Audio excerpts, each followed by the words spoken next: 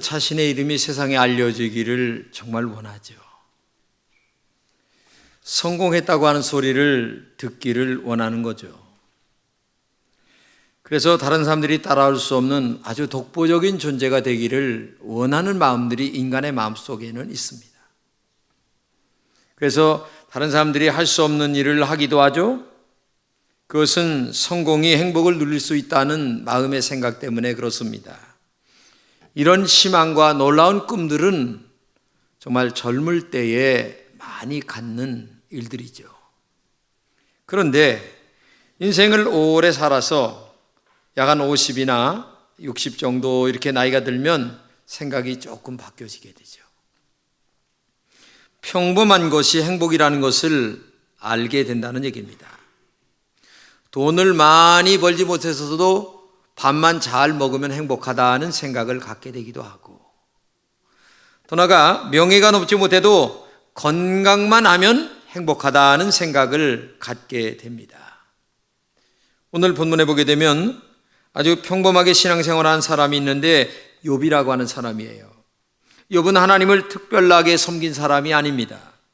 그저 평범하게 신앙생활했습니다. 욥의 이 평범한 신앙생활을 5절에 보면 끝에 이렇게 말 한마디 합니다. 욥의 행위가 항상 이러했다. 항상 그랬어요. 그날이 그날이고 그날이 그날이에요. 내일도 오늘이고 오늘이 내일이고, 뭐 특별하게 신앙생활한 게 아니에요. 그저 지금 하고 있는 대로 그냥 늘 그렇게 한 것이 욥의 신앙생활이었다. 오늘 본문에 말씀하십니다. 다 같이 읽겠습니다. 우스 땅에 욥이라 불리는 사람이 있었는데 그 사람은 온전하고 정직하여 하나님을 경외하며 악에서 떠난 자더라. 그러면 욥은 어떻게 평범한 신앙생활을 한 것이 무엇일까요? 첫째는 온전했다고 얘기합니다. 이 온전이라고 하는 말의 뜻은 완전하다, 완벽하다 그런 말입니다. 그의 삶에서 건전하고 착실했다는 말입니다. 그리고 도덕적으로 흠이 없다, 그런 의미로 사용된 말이 이 완전하다라고 하는, 온전하다라고 하는 말의 원어적 의미예요.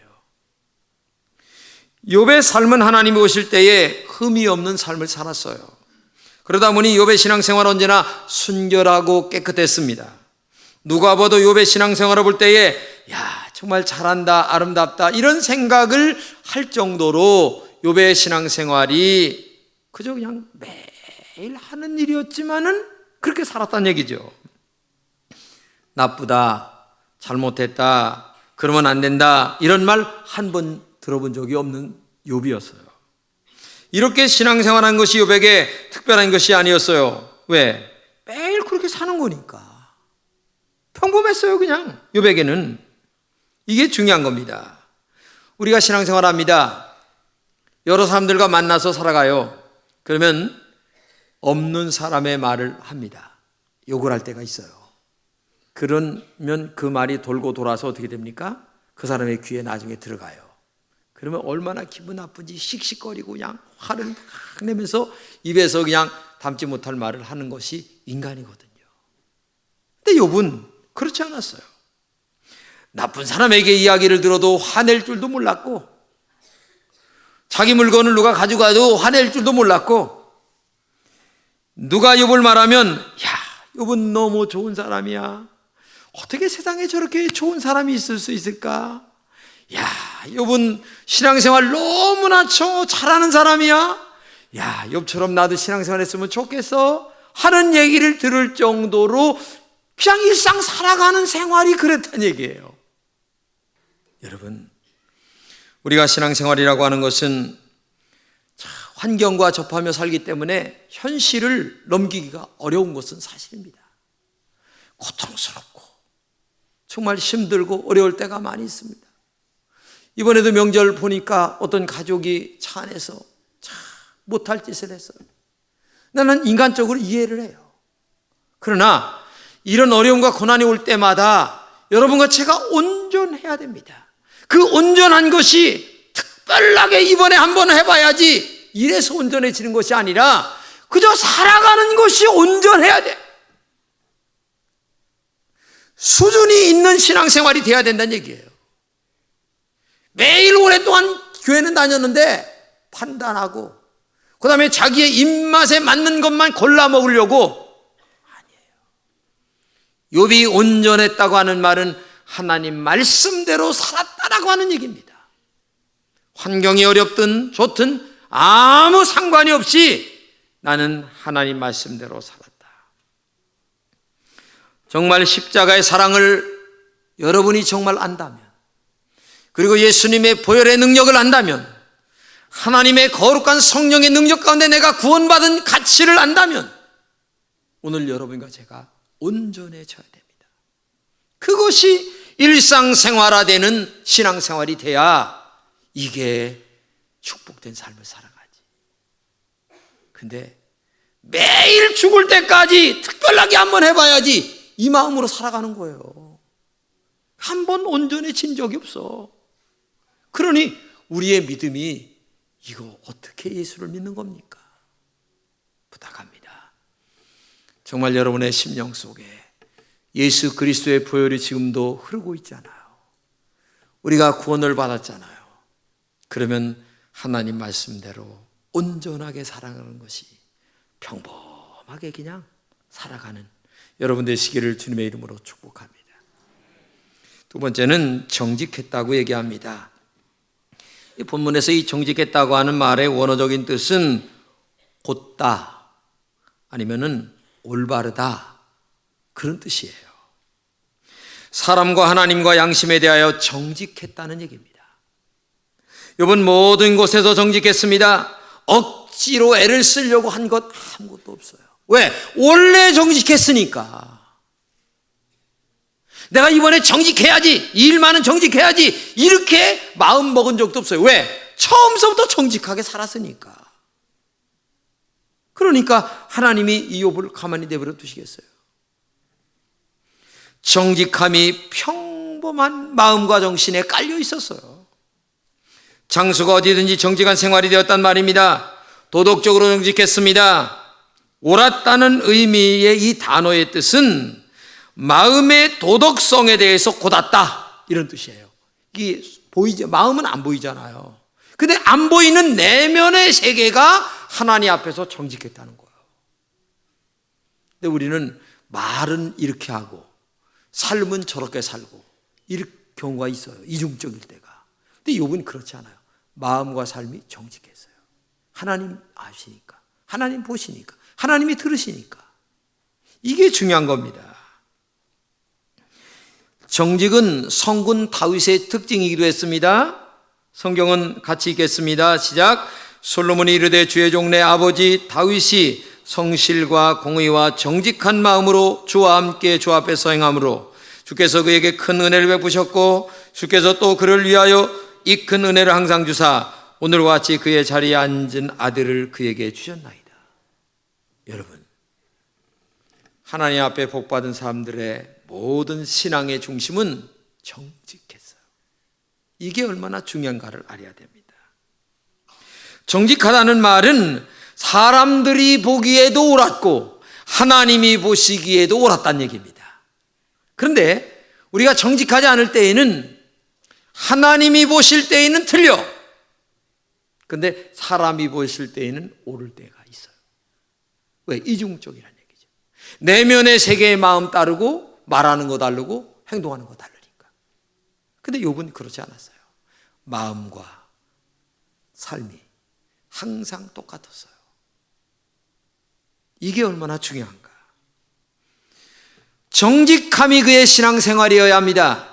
정직함이 나의 인격이어야 합니다. 정직함이 그의 보증수표가 되어야 됩니다. 저 사람이 한 말이라면 계약서 필요 없어. 사인이 필요 없어. 말 한마디가 법이야. 말 한마디가 그 사람의 인격이기 때문에 이렇게 살아야 돼요.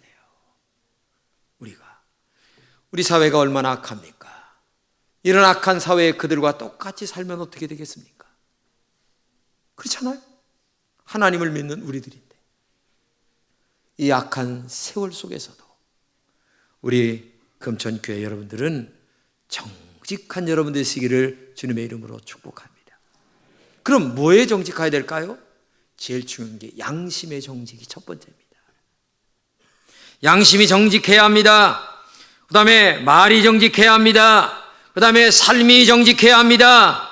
그리고 이 하나님께 나와 드리는 이 예배가 정직해야 되는데, 그 말은 무슨 말이냐면은 딴 생각 없이 오직 예배에 집중이 돼야 된다는 얘기예요.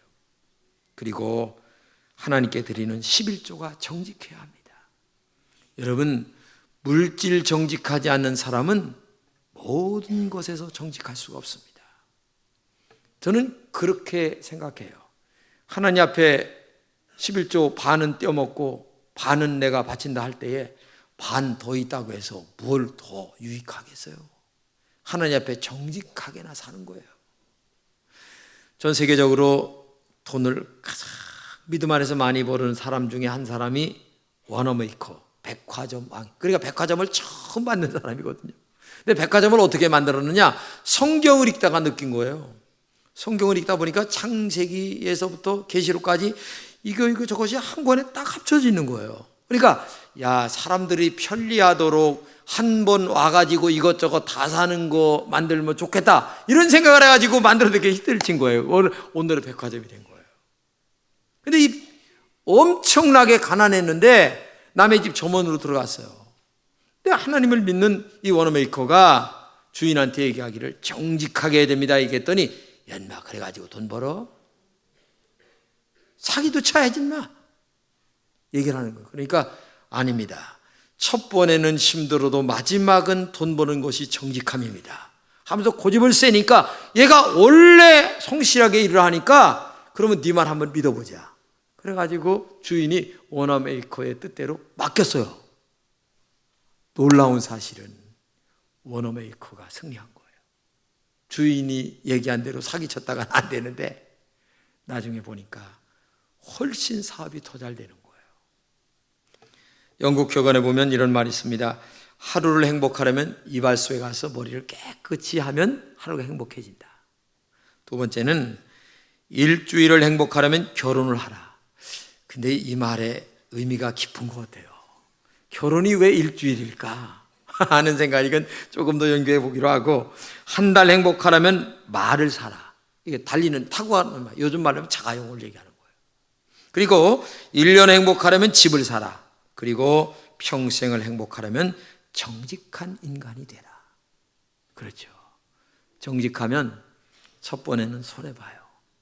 그런데 모든 사람이 신뢰할 정도로 정직하면 나중에 탄탄대로입니다. 여러분 부탁합니다. 사회가 아무리 썩고 병들었다고 해서 내가 그 썩은 데 들어가면 나도 썩어지는 거예요. 그렇지 않아요? 오염된 데 들어가면 나도 오염되는 거 아니겠어요? 그러니까 오늘도 우리 금천의 모든 성도들이 먼저 정직한 신앙생활을 할 수 있기를, 이것이 평범해야 돼.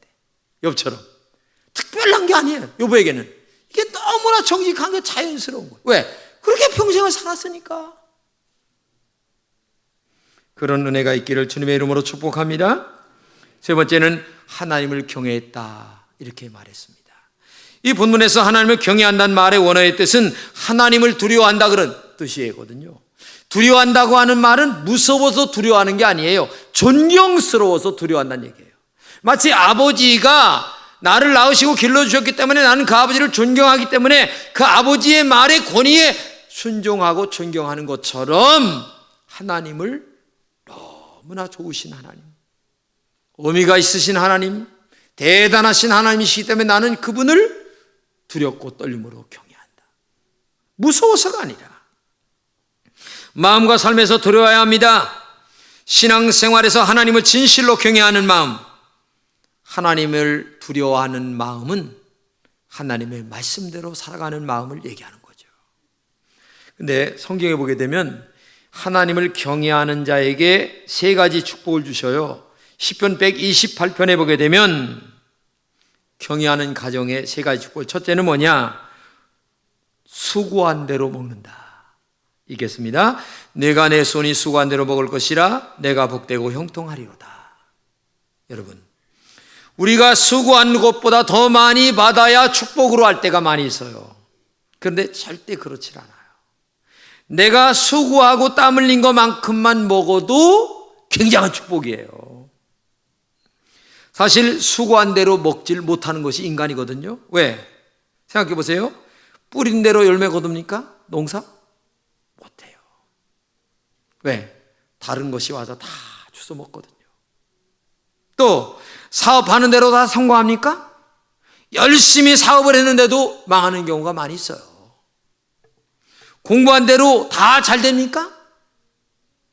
그러면 걱정할 게 없게요? 안 되거든요. 자식 농사 내가 쏟은 것만큼 자식들이 해줬으면 얼마나 좋겠어요. 안 되는 거예요. 나는 200을 쏟았는데 자식은 50도 안 되거든요, 지금. 그러니까 가슴이 아픈 거예요. 그러니까 주님이 네가 수고한 대로 네가 뿌린 것만큼 먹는다. 이게 굉장한 축복이에요. 여러분, 그런 은혜가 있기를 주님의 이름으로 축복합니다. 둘째는 부부 사이가 아름다워진다고 얘기해요. 시작. 내 집 내 실에 있는 내 아내는 결실한 포도나무 같으며. 여러분, 아내를 볼 때에 우리 아내는 어쩌면 저렇게 이쁜지 몰라. 어쩌면 저렇게 참 내가 저런 여자하고 사는 게 행복이야. 이렇게 되는데 해필 만나기를 저런 여자를 만나가지고 평생 고생을 하고 앉았네. 이런 생각이 안 든다는 거야. 아내에 대한 존경심이 너무 든다는 거야. 하나님이 아내에 대하여 성품을 그렇게 만들어 주시고 남편의 마음속에 그런 생각을 심어준다는 거예요. 아내가 딴 길을 생각할 여지를 주지 않는 거야. 그러니까 결실한 포도나무, 결실한 포도송이, 여러분 생각해 보세요. 그 뭐 침이 꼴깍꼴깍 넘어가잖아요. 그거 먹고 싶어가지고. 근데 그렇게 아내에 대한 사랑스러움과 존경스러움이 느끼는 가정에 문제가 있겠습니까? 없지요. 행복한 거예요. 그리고 세 번째는 자식의 복을 받는다는 거예요. 시작. 내 상에 둘린 자식은 어린 감람나무 같으리로다. 여러분, 농사 지을 적에 자식 농사처럼 마음대로 안 되는 게 없어요. 근데 남자들은 한 가지 더 붙여요. 마누라 농사처럼 안 되는 게 없다는 거야. 그래서 자식 농사하고 마누라 농사가 제일 힘들다는 거예요. 근데 하나님이 감람나무 같다는, 감람나무가 뭐예요? 감람나무 기름을 짜잖아요. 기름을 짜가지고 왕과 제사장과 선지자에게 기름을 붓는 거예요. 왕으로 임명할 때. 한마디로 얘기하면 자식이 그와 같이 훌륭한 사람으로 된다는 거죠. 아까 얘기한 대로 하나님이 밀어줘야 되는 거야. 내가 뭐 그 자식 잘 키워본다고 애를 많이 쓰지 말라는 게 아니라 그거 필요하죠. 그러나 그 위에 하나님의 축복이 더해져야 된다는 거예요. 하나님의 은혜와 축복이 임해야 되는 거예요. 나는 이거 절대적으로 믿어요. 왜? 인간 사회가 그렇게 된다면 하나님의 말씀이 살아 움직이질 않아요. 그래서 하나님이 생각해 보세요. 하나님을 경외하는 자에게 수고한 대로 먹는 복을 주시지. 결실한 축복의 아내가 있지. 자식이 아니 이러면 행복하지. 이거보다 더 복된 게 어디겠어요. 생각해 보세요. 수고한 대로 먹는다는 말은 물질 축복을 얘기하는 거예요. 그 다음에 아내가 사랑스러워 보인다는 거죠. 자식이 잘 됐죠. 부탁합니다. 정말 하나님 경외하세요. 그래서 하나님이 쓰임받는 여러분 가정 다 되시기를 주님의 이름으로 축복합니다. 마지막으로 악에서 떠났다. 이 본문에서 악이라고 하는 말은 나쁜 것, 악한 것을 말하는 거예요. 다른 말로는 기준에 어떤 보이지 않는 누구나 다 얘기하는 평범한 기준에 부합되지 않는다는 거예요. 어디 기준이 있어요, 다.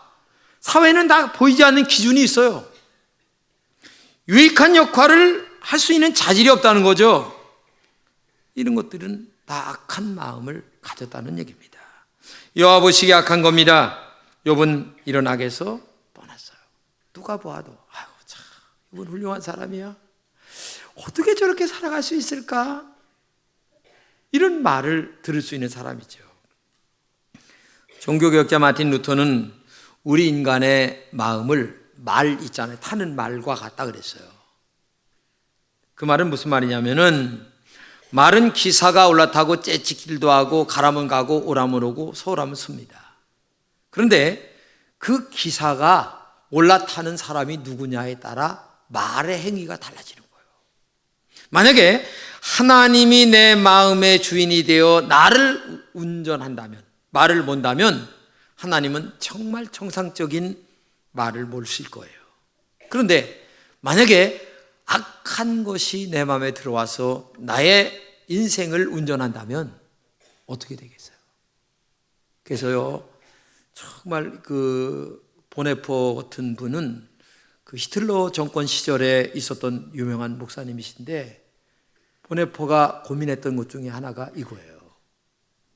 하나님, 저 운전수가 지금 운전을 잘못해서 저 차 안에 있는 독일 백성들이 이렇게 고생을 하는데 이걸 어떻게 해야 됩니까? 라고 기도를 막, 운전수를 끌어내려야 됩니까? 그냥 놔둬야 됩니까? 그냥 탄식만 하고 있어야 됩니까? 그러다가 39살에 순교를 하죠. 근데 그가 남겨놓은 글들을 읽어보게 되면 대단한 사람이었어요. 여러분, 마음의 주인이 악한 영이 되지 않기를 주님의 이름으로 축복합니다. 하나님이 내 인생의 주인이 되어야죠. 악한 것이 우리 마음에 심어지면 욕심스러운 마음이 생깁니다. 고집스러운 마음이 생깁니다. 교만한 마음, 미워하는 마음이 우리 마음에 있어서 하나님과 멀어지고 인간과의 관계가 멀어질 수밖에 없어요. 그래서 욥처럼 악에서 떠난 사람, 여러분, 악한 것에는 근처도 가지 마세요. 바람도 쐬지 마세요. 왜? 냄새라도 여기 배면 안 됩니다. 그렇잖아요. 차라리 내가 덜 먹고 그 다음에 덜 수입이 될지언정 악에서는 떠나가라. 이게 하나님의 사람들의 일이다. 제가 오늘 4가지 얘기했습니다. 온전했다, 욥은 정직했다, 하나님을 경외했다, 그리고 악에서 떠난 사람이었다. 욥이 이런 것들을 어쩔 수 없어서 한 것이 아니에요. 날마다 밥 먹듯이 했어요. 살아가는 삶이 그렇게 살았다는 얘기예요. 그래서 욥은 이 4가지가 그저 평범하게 살아간 거예요. 다른 사람들이 볼 때에는 특별한 것 같은데 욥에게는 특별한 게 아니라 평범했다. 이게 얼마나 중요하냐. 자, 우리 금전교회 성도들의 신앙이 좀 업그레이드가 돼야 되겠는데, 오늘의 욥의 신앙이 여러분들의 신앙이 됐을 때에 하나님이 여러분들을 축복하시는데, 욥을 어떻게 축복했어요? 동방의 의인이다, 이렇게 인정할 정도가 됐어요. 그런데 이러면 욥이 어떻게 이렇게 특별한 신앙생활 할 수 있을까? 다른 게 아니었어요. 간단합니다. 살아계신 하나님으로 믿었어요. 전능하신 하나님으로 믿었습니다. 그리고 복과 저주를 한 손에 들고 계신 하나님으로 믿었어요. 말만 믿은 게 아닙니다. 실제 믿었어요. 그러다 보니까 그 사람은 그 전능한 하나님이 나를 바라보시기 때문에 내가 어떻게 할 수가 없어요. 그러니까 그 하나님 앞에 바르게 살아야지, 온전하게 살아야지, 그리고 하나님을 경외해야지, 악에서 떠나야지, 이렇게 살다 보니까 살게 된 거예요. 부탁합니다.